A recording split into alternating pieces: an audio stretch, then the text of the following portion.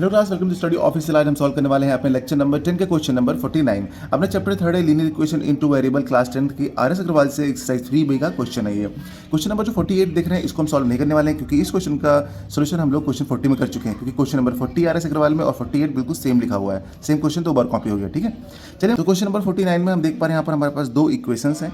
दोनों इक्वेशन में अगर हम देखें तो यहाँ पे y का कोफिशिएंट b स्क्वायर है, यहाँ पे y का कोफिशिएंट a स्क्वायर है। अगर हम y के कोफिशिएंट को सेम कर दें तो हमारी इक्वेशन सेम हो जाएंगे, यानी एक ये सेम हो जाएगा वेरिएबल, उसको हम एलिमिनेट कर देंगे। ठीक है, चलिए करके दिखाते हैं आपको। अभी हमारे पास जो पहले ये लिखी हुई है इसको हम इक्वेशन फर्स्ट का नेम देते हैं। ठीक है, ये इक्वेशन अपनी फर्स्ट हो गई और ये जो है इसको देते हैं इक्वेशन सेकेंड का नेम। ठीक है, अब यहाँ पर देखिए इक्वेशन फर्स्ट में अगर हम a स्क्वायर से मल्टीप्लाई कर दें तो क्या हो जाएगा। यहाँ पे हम कर दें multiply equation 1 multiplied by a square, क्योंकि b स्क्वायर है यहाँ पर a स्क्वायर नहीं है। तो अगर हम यहाँ पर a स्क्वायर से मल्टीप्लाई करते हैं, लेकिन पूरी इक्वेशन करना पड़ेगा, तो यहाँ पर हो जाएगा a raise to the power 4। भाई यहाँ पर करेंगे ना a स्क्वायर से, तो a स्क्वायर है ऑलरेडी, तो a स्क्वायर को मल्टीप्लाई करेंगे तो a की पावर 4 हो जाएगा, ये x रहेगा, प्लस लगाइए, यहाँ पर आपको हो जाएगा a square b square y equals to में यहाँ पे करेंगे तो यहाँ पर हो जाएगा a स्क्वायर c स्क्वायर। इस न्यू इक्वेशन का नेम देते हैं इक्वेशन 3। ओके, अब सिमिलरली हम लोग यहाँ पर भी क्या काम करने वाले हैं, यहाँ पर भी हम यही पर करने वाले हैं। देखिए इस इक्वेशन को भी मल्टीप्लाई कर लेते हैं। ठीक है, इसको मल्टीप्लाई कर लें किससे, बी स्क्वायर से। क्यों, क्योंकि यहाँ पर a स्क्वायर है और b स्क्वायर नहीं है और हमको ये सेम करना है, तो हम यहाँ पर इसको भी मल्टीप्लाई कर लेते हैं। देखिए equation 2 multiplied by B square. अब बी स्क्वायर से मल्टीप्लाई करेंगे तो यहाँ पर देखिए b की पावर 2 है ना, तो ये हो जाएगी b raise to the power 4, ये x रहेगा, प्लस लगाइए आप, और आगे a स्क्वायर है यहाँ पर, तो यहाँ पर हो जाएगा a स्क्वायर ये वाला है और b स्क्वायर से मल्टीप्लाई कर रहे हैं तो ये हो गया b स्क्वायर और ये y। आगे यहाँ पर जब मल्टीप्लाई करेंगे तो क्या हो जाएगा आपका d स्क्वायर तो है ही, और हम इसको b स्क्वायर से मल्टीप्लाई कर रहे हैं ना, तो ये हो जाएगा b स्क्वायर और ये d स्क्वायर। इस इक्वेशन का नाम हम क्या देते हैं, 4, इक्वेशन 4। हमारे पास न्यू इक्वेशंस मिल चुकी हैं, इक्वेशन 3 एंड इक्वेशन 4। अब यहाँ पर हम देख पा रहे हैं कि हमारे पास जो वेरिएबल y है उसके जो कोफिशिएंट्स है ना वो एग्जैक्ट सेम हो गए, a square plus a square b square a square b square. अब हमें क्या करना होगा, अब इसे हम एलिमिनेट कर देंगे। वो कहोगे कैसे सर, कैसे होगा, तो हम क्या करेंगे इक्वेशन 3 में से 4 को माइनस कर देंगे या फिर 4 में से 3 को माइनस कर देंगे, तो ये वाला टर्म हमारा कैंसिल हो जाएगा। तो यहाँ पर हमें लिखना होगा सिर्फ सिंपल सा equation 3 minus equation 4। Okay, equation 3 में से 4 को माइनस कर देते हैं, तो 3 वाला टर्म देखिए ऊपर लिखा हुआ है। तो हम यहाँ पर अब हम लोग इतना समझ गए हैं और आप लोग इतने तेज हो गए हैं कि अब ये चीज़ समझ जाएंगे। ध्यान से देखिएगा, ऊपर वाली इक्वेशन में से हम नीचे वाली को माइनस कर रहे हैं, तो ऊपर वाला टर्म पहले, यानी यहाँ पर सब जगह माइनस माइनस माइनस हो जाएगा, नीचे वाली इक्वेशन के सारे टर्म माइनस हो जाएंगे। तो a की पावर 4 लिखिए और x लिखिए, एक लाइन में करना सिखा रहे हैं। ठीक है, और नीचे वाला टर्म इसके जस्ट नीचे लिखेंगे, x वाला है ना, तो x वाला जस्ट इसके नीचे लिखेंगे माइनस करके। ठीक है, b raise to the power 4 x। आगे बढ़ेंगे तो ये वाला जो टर्म है ना ये कट जाएगा। क्यों, क्योंकि ऊपर वाला प्लस में था, नीचे वाला माइनस में हो जा रहा है ना, हम माइनस कर रहे हैं। चलिए ठीक है, बस यहीं पे इतना बचा है। आगे ऊपर वाला क्या लिखा हुआ है, a स्क्वायर c स्क्वायर, और माइनस करके आप नीचे वाला लिख देंगे b स्क्वायर और d स्क्वायर। अगर हम इन दोनों को प्लस कर रहे होते तो बेटा आप यहाँ पे प्लस करके लगाते, हम लोग माइनस कर रहे हैं तो आप लोग माइनस करके लगाएंगे। क्लियर।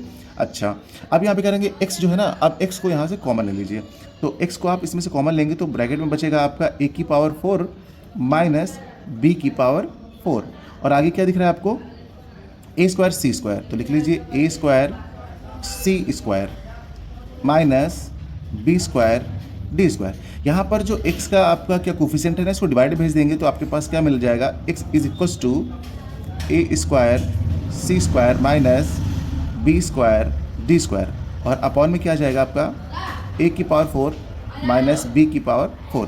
ये जो आपके पास आ जा रही है, तो ये जो वैल्यू है ना, यही अपनी x की वैल्यू है, यही आपका आंसर है। तो एक वैल्यू तो हमारे पास मिल गई है। ठीक है, x की वैल्यू तो जो है हमारे पास आ गई है। अब इस वैल्यू को उठा करके आप इक्वेशन 1 में 2 में 3 में 4 में चाहे जहाँ पुट करिए आपको y की वैल्यू मिल जाएगी, लेकिन आप वहीं पर पुट कीजिएगा जो इक्वेशन थोड़ी छोटी हो। चलिए छोटी इक्वेशन को देखते हैं। यहाँ पर छोटी इक्वेशन कौन सी है, यहाँ पर 1 एंड 2 जो दोनों इक्वेशन हैं वो थोड़ी सी छोटी हैं। आप चाहे जिसमें रख दीजिए, किस में रख दे बताइए। चलिए हम लोग रख लेते हैं 2 में रख लेते हैं। ठीक है, 2 में ही रख लेते हैं। तो जब x की वैल्यू हम यहाँ पे 2 में पुट करेंगे तो यहाँ पर पुट करेंगे ना, यहाँ पे। तो चलिए यहाँ पर पुट कर लेते हैं। यहाँ पे लिखना होगा हमें, एक लाइन ऐसे खींच दें। ठीक है, लिखेंगे यहाँ पे from equation 2। Okay, from equation 2। अब यहाँ पर क्या करेंगे, एक्स के प्लेस पे हम ये वैल्यू पुट करेंगे, इतनी बड़ी सी। तो यहाँ पे चलिए पुट करते हैं। तो ये बी स्क्वायर तो पहले हम यहाँ पे नोट कर लेंगे, ये है अपना बी स्क्वायर, ब्रैकेट लगाएंगे, ठीक है। यहाँ पर हम एक ब्रैकेट लगाएंगे और एक्स के प्लेस पे पुट करेंगे अपना A square C square minus B square D square और अपॉन में ए की पावर 4 माइनस बी की पावर 4 और ये ब्रैकेट क्लोज कर देंगे। और आगे जैसी भी वैल्यू है यहाँ पे उनको वैसे ही पुट कर देंगे, नोट कर देंगे। A square Y is equals to D square. अब इन्हें आपको सॉल्व कर लेना है और वाई आपको यहाँ से निकाल लेना है। तो वाई तो बस यहीं पर है, यानी ये पूरा टर्म जो है आपका उस तरफ भेजना पड़ेगा ना, तभी तो वाई यहाँ पर है आपका। तो इसको आप नोट कर लीजिए, ए स्क्वायर वाई, ठीक है, यहाँ पर। अब बाकी जो सारे टर्म्स हैं उनको हमें उधर भेजना पड़ेगा। तो हम यहाँ पे क्या कर देंगे, इज इक्वल्स टू डी आपका उधर ही था, तो ये हो जाएगा आपका डी स्क्वायर और ये पूरा टर्म उधर माइनस में चला जाएगा। तो माइनस लगा के इसको हम लिखेंगे यहाँ पे बी स्क्वायर ब्रैकेट में A square C square minus B square D square और अपॉन में जो आपका है A raise to power 4 minus B raise to power 4। ये देखिए हमने इस पूरे टर्म को उठा करके इधर पुट कर दिया इस तरफ, ठीक है।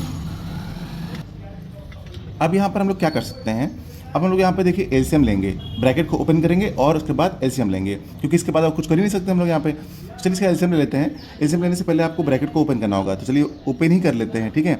जब ओपन करेंगे तो क्या होगा, डी स्क्वायर यही रहेगा। इस बी स्क्वायर को जब अंदर भेजेंगे ना, ध्यान से देखिएगा, तो ये बी स्क्वायर पहले इसमें मल्टीप्लाई होगा, तो यहाँ पे हो जाएगा आपका कितना, देखिए बी स्क्वायर और ये आपका ए स्क्वायर और सी स्क्वायर ऐसे ही था, ओके।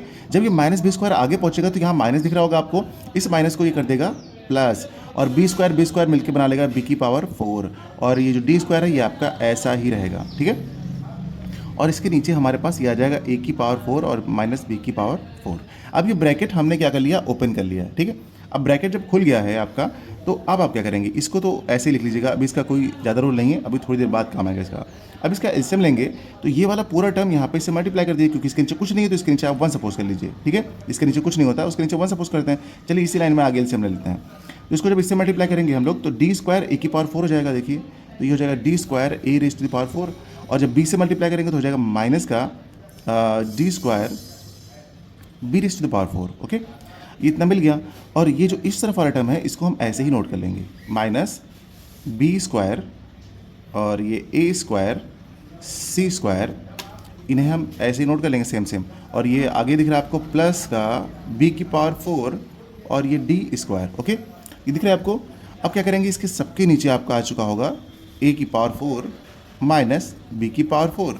अब इनको देखिए क्या कुछ इसमें कट हो रहा है, यहाँ पे देखिए बी की पावर 4 और डी स्क्वायर, बी की पावर 4 और डी स्क्वायर, ये वाला टर्म आपका कैंसिल हो जाएगा क्योंकि एक प्लस में है और एक माइनस में है। अब यहाँ पर जो बच रहा है ये वाला टर्म, इसको आप यहाँ पे नोट कर लेंगे क्लियर तरीके से। चलिए इसको नोट कर लेते हैं हम लोग यहाँ पे साफ सुथरे तरीके से।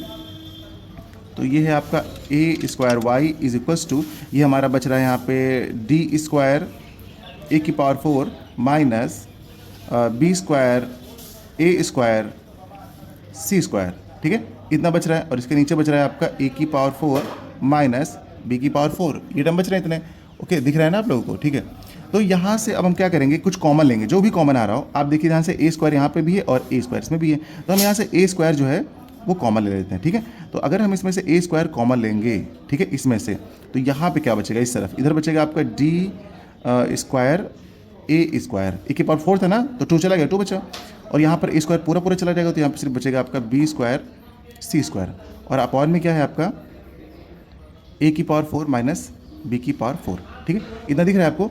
अब क्या करेंगे हम लोग यहाँ पे, अब जो है ये जो ए स्क्वायर था इसको डिवाइड में भेजेंगे। तो आप कहेंगे सर जी इसको जब हम भेजेंगे यहाँ से तो यहाँ होगा y इज इक्वल्स टू, ये पूरा टर्म हम लिख लेंगे ए स्क्वायर ब्रैकेट में डी स्क्वायर, अच्छा ए स्क्वायर को पहले लिख देते हैं ना क्योंकि ए छोटा है, A square D square minus B square C square और अपॉन में है आपका ए की पावर 4 माइनस बी की पावर 4, ब्रैकेट बंद कर दीजिए। जो ए था इसको जब डिवाइड में भेजेंगे तो ए स्क्वायर यहाँ आ जाएगा, ए स्क्वायर कैंसिल आउट हो गया, ठीक है।